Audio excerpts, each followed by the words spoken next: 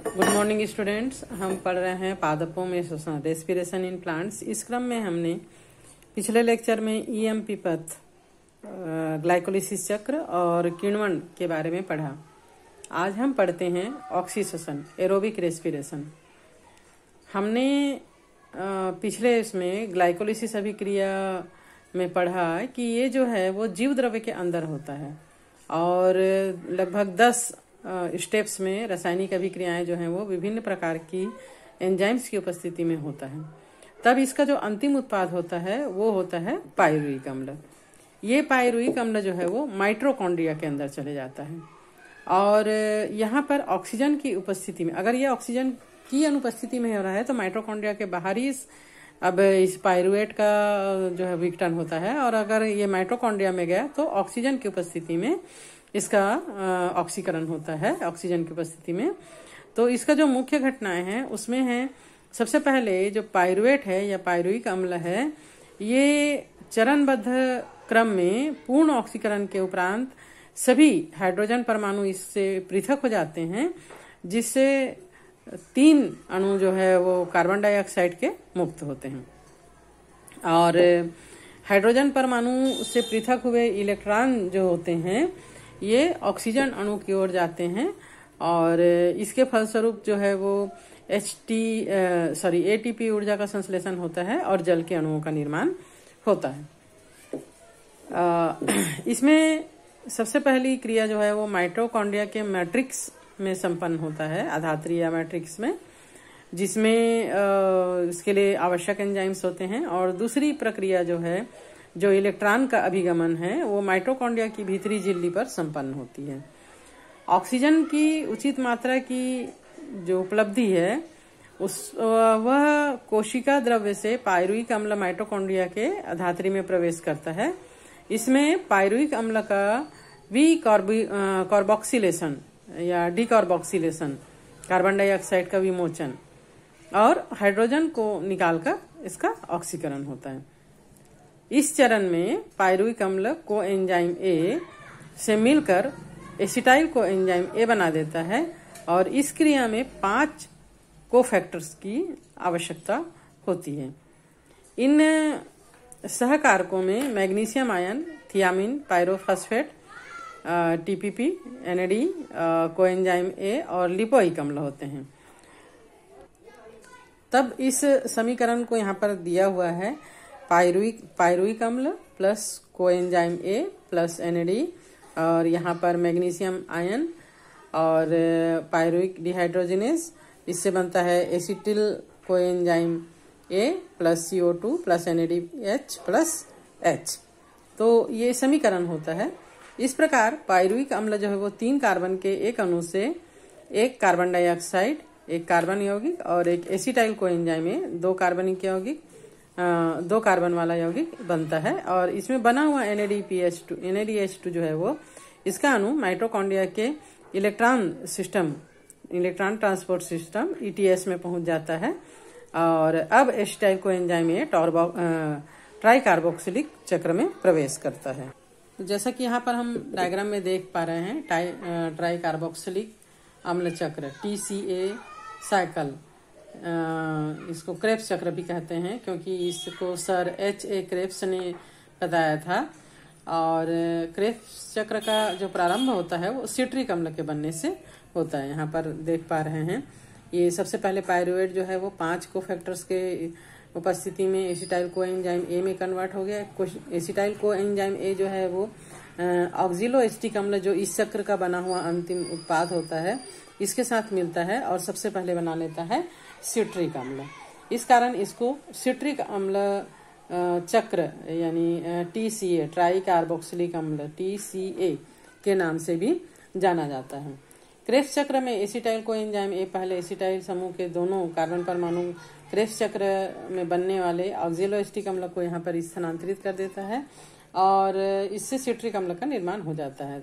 और coenzyme A जो है फिर से दूसरे एसिटाइल समूह से क्रिया करने के लिए यहाँ पर मुक्त हो जाता है। तो यहाँ पर कोएंजाइम ए जो है मुक्त हो गया, कार्बन डाइऑक्साइड जो है वो बनता है। इस संपूर्ण चक्र में 6 कार्बन परमाणु वाले सिट्रिक अम्ल से 2 कार्बन परमाणु वाले CO2 जो है वो मुक्त होते हैं और ऑक्सिलो एसिटिक अम्ल का निर्माण कर देते हैं। ये सबसे पहले जो है वो अल्फा कीटोग्लूटारिक अम्ल बनेगा, है ना। फिर इस प्रकार ये क्रिया चलती है, सक्सेनिक अम्ल, मौलिक अम्ल एंड देन ऑक्सिलो एसिटिक अम्ल का निर्माण। इस पूरे चक्र में इस प्रकार ये साइकिल चलता है और जो है वो कार्बन डाइऑक्साइड 3 अणु कार्बन डाइऑक्साइड के और अंत में ऑक्सिलो एसिटिक अम्ल का निर्माण होता है। तो अगर हम क्रेब्स साइकिल के चक्र को क्रमवार देखें तो सबसे पहले है सिट्रिक अम्ल का निर्माण। एसिटाइल कोएंजाइम ए चक्र में बनने वाला ऑक्सिलो एसिटिक अम्ल से संघनक एंजाइम की उपस्थिति से क्रिया करके जल योजन के द्वारा सिट्रिक अम्ल बन जाता है। इस क्रिया में कोएंजाइम ए जो है वो पुनः मुक्त हो जाता है। इसके बाद acetyl coenzyme A plus oxalo succinic acetic अम्ल मिलकर सिट्रिक एसिड बना देते हैं। अब इससे जो सिट्रिक एसिड है वो एकोनिटेज एंजाइम की उपस्थिति में 6 कार्बोनिक अम्ल का निर्माण कर देता है। देन एकोनिटेज एंजाइम की उपस्थिति में 6 एकोनिटेक अम्ल जो है वो जल योजन के द्वारा आइसोसिट्रिक अम्ल बना लेता है। अब आइसोसिट्रिक डिहाइड्रोजनेज एंजाइम की उपस्थिति में आइसोसिट्रिक अम्ल ऑक्सीकरण के द्वारा ऑक्सिलो एसिटिक एसिड का निर्माण करता है। इस क्रिया में मुक्त होने वाले 2 हाइड्रोजन अणु जो है वो NAD द्वारा ग्रहण कर लिए जाते हैं। ऑक्सिलो सक्सिनिक अम्ल का डिकार्बोक्सिलेशन होता है और डिकार्बोक्सिलेज एंजाइम की उपस्थिति में क्रेब्स चक्र में बनने वाला ये 5 कार्बन परमाणु युक्त अल्फा कीटोग्लूटारिक अम्ल का निर्माण यहाँ पर हो जाता है।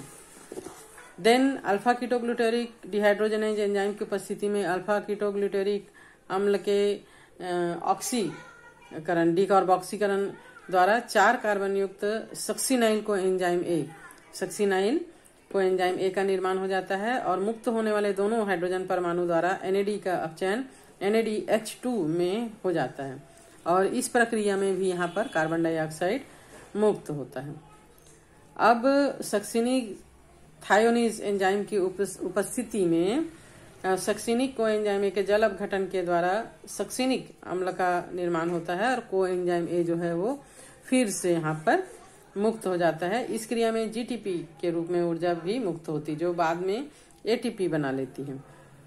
सक्सिनिक डिहाइड्रोजनेज एंजाइम की उपस्थिति में सक्सिनाइल अम्ल में 2 हाइड्रोजन परमाणु निकल जाते हैं और ये जो है वो फ्यूमेरिक अम्ल बना लेता है। यहाँ पर फ्यूमेरिक अम्ल का निर्माण कर देता है और हाइड्रोजन परमाणु FAD के द्वारा ग्रहण कर लिए जाते हैं।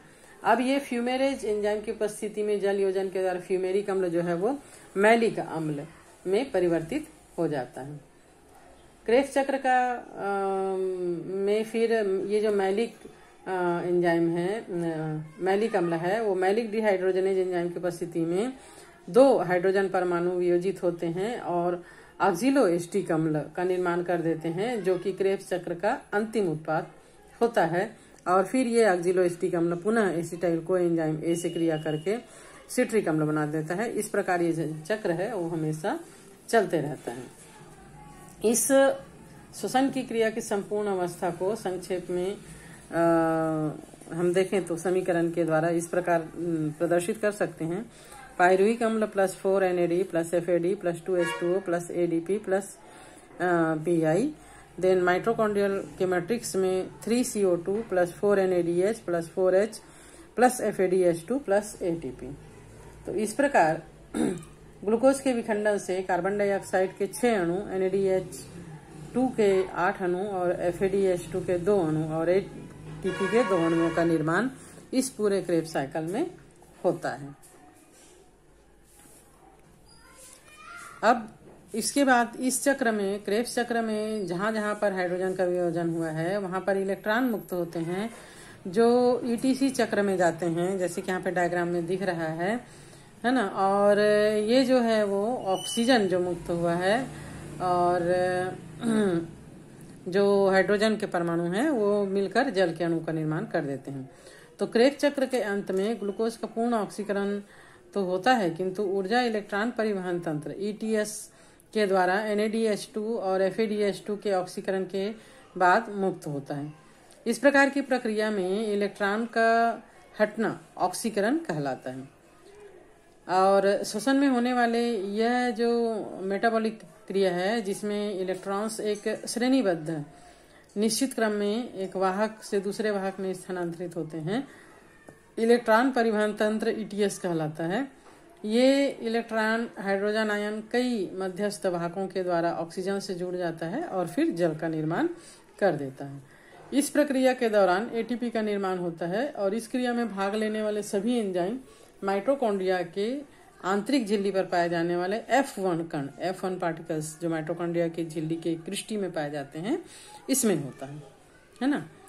इलेक्ट्रॉन परिवहन तंत्र में NADH और H++ और FADH2 से इलेक्ट्रॉन का जो ऑक्सीकरण है वो एक निश्चित क्रम में होता है, जिसको कि यहाँ पर डायग्राम में शो किया गया है कि क्रेब्स चक्र के अंतर्गत माइटोकॉन्ड्रिया के मैट्रिक्स या धात्री में बनने वाले NADH2 का NADH डिहाइड्रोजनेज एंजाइम के द्वारा NAD में ऑक्सीकरण हो जाता है और इस क्रिया में मुक्त होने वाले इलेक्ट्रॉन माइटोकॉन्ड्रिया के जो आंतरिक झिल्ली में पाए जाने वाले NADH यूबीक्विनोन ऑक्सीडो रिडक्टेज संकुल 1 या कॉम्प्लेक्स 1 के द्वारा ग्रहण किए जाते हैं, जिसमें फ्लेविन मोनोन्यूक्लियोटाइड प्रोटीन जो है FMN में भी पाया जाता है। सक्सीनेज यूबीक्विनोन ऑक्सीडो रिडक्टेज जो है वो संकुल 2 कॉम्प्लेक्स 2 के द्वारा ऑक्सीकृत होने वाला सक्सिनिक अम्ल से मुक्त होने वाला इलेक्ट्रॉन जो FADH2 के द्वारा ग्रहण किए जाते हैं, वो भी इसके द्वारा ग्रहण करते हैं। पूर्ण अपचयित यूबीक्विनोन इलेक्ट्रॉन का जो स्थानांतरण है ये साइटोक्रोम B और C2 संकुल 3 और साइटोक्रोम C को दे देता है। यहाँ पर ये दिया हुआ है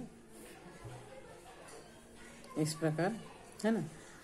ये जो है वो साइटोक्रोम F देन यूबीक्विनोन को जाता है और साइटोक्रोम C ऑक्सीडेज संकुल जिसमें कि साइटोक्रोम A और A3 और 2 कॉपर केंद्र पाए जाते हैं, संकुल 4 कहलाता है, कॉम्प्लेक्स 4 कहलाता है। इलेक्ट्रॉन परिवहन श्रृंखला में इलेक्ट्रॉन विभिन्न वाहकों के द्वारा संकुल 1 से लेकर 4 तक पहुंचने पर ये ATP सिंथेज संकुल से जुड़कर ADP यहाँ पर दिया हुआ है ना, और अकार्बनिक फास्फेट से ATP का निर्माण कर देते हैं। संकुल 5 के 2 मुख्य घटक F1 और F2 होते हैं। F1 शीर्ष पर परिधि झिल्ली प्रोटीन कॉम्प्लेक्स है, जहां पर अकार्बनिक फास्फेट और ADP और ATP का संश्लेषण होता है। वैद्युत रसायन प्रोटॉन प्रवणता के फलस्वरूप 2 हाइड्रोजन आयन अंतर झिल्ली अवकाश से F0 से होकर मैट्रिक्स की ओर गति करता है, जिसमें एक ATP का संश्लेषण हो जाता है। इस पूरी प्रक्रिया में बनने वाले ATP अणुओं की संख्या इलेक्ट्रॉन दाता की प्रकृति पर निर्भर करता है। NADH2 से 3 ATP और FADH2 से 2 ATP अणु का निर्माण होता है। ऑक्सीकरण इस क्रिया में अंतिम हाइड्रोजन ग्राही की तरह कार्य करता है, ऑक्सीजन जो है वो, और ADP का फास्फोरिलीकरण ऑक्सीजन की उपस्थिति में होने कारण इस प्रक्रिया को ऑक्सीकी फास्फोरिलेशन कहा जाता है और अंत में जल के अणुओं का निर्माण होता है। तो इस प्रकार माइटोकॉन्ड्रिया के अंदर क्रेब्स साइकिल और इलेक्ट्रॉन परिवहन तंत्र दोनों एक साथ चलते हैं और कार्बन डाइऑक्साइड जो है क्रेब्स साइकिल में और जल के अणुओं का निर्माण इलेक्ट्रॉन परिवहन तंत्र में होता है और कुल 38 ATP ऊर्जा का निर्माण जो है वो पूरे ग्लाइकोलिसिस चक्र से लेकर क्रेब्स साइकिल तक में होता है।